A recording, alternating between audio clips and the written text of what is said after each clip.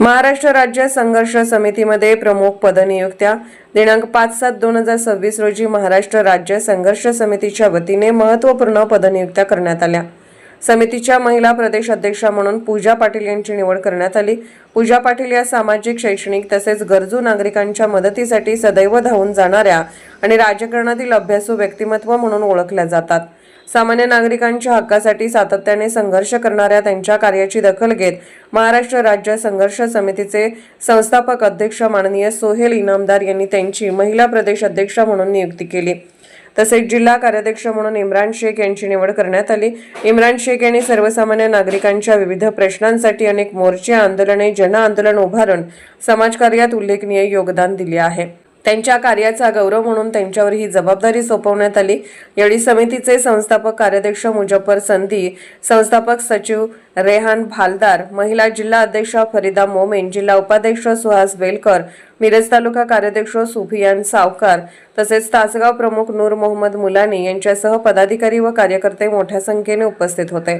नवनियुक्त पदाधिकाऱ्यांचे अभिनंदन करण्यात आले असून महाराष्ट्र राज्य संघर्ष समितीच्या माध्यमातून समाजहिताचे कार्य अधिक जोमाने पुढे नेण्याचा निर्धार यावेळी करण्यात आला। नमस्कार, मी मुजफ्फर संधी, संस्थापक कार्याध्यक्ष महाराष्ट्र राज्य संघर्ष समिती। आज महाराष्ट्र महिला प्रदेश अध्यक्षपदी पूजा पाटील यांची निवड करण्यात आली आहे। त्यांचं सामाजिक कार्य कर्तृत्व बघून आज आम्ही त्यांची समितीची निवड करण्यात आली आहे व येणाऱ्या काळात संघर्ष समितीची महाराष्ट्रस्तरीय बॉडी बनवण्याच्या उद्देशानं त्यांना आम्ही हे पद दिलेलं आहे व त्याच्यावर आम्ही अपेक्षा करतो व त्यांना मी त्याच्या शुभेच्छा देतो। नमस्कार,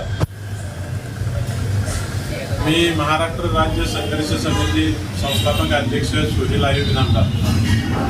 आज महाराष्ट्र राज्य संघर्ष समितीच्या माध्यमातून महिला प्रदेश अध्यक्षा पूजा पाटील यांची निवड करण्यात आली व सांगली जिल्हा कार्याध्यक्ष म्हणून इम्रान शेख यांची निवड करण्यात आली। अपेक्षा हीच करतो की महाराष्ट्रभर पूजा पाटील यांनी महाराष्ट्र राज्य संघर्ष समितीचे पदाधिकारी निवडी करून महाराष्ट्र राज्य संघर्ष समिती ही बळकट करते व येणाऱ्या पुढील वाटचालीस त्यांना शुभेच्छा देतो। मी माझं बोलणं थांबवतो। जय हिंद, जय भारत।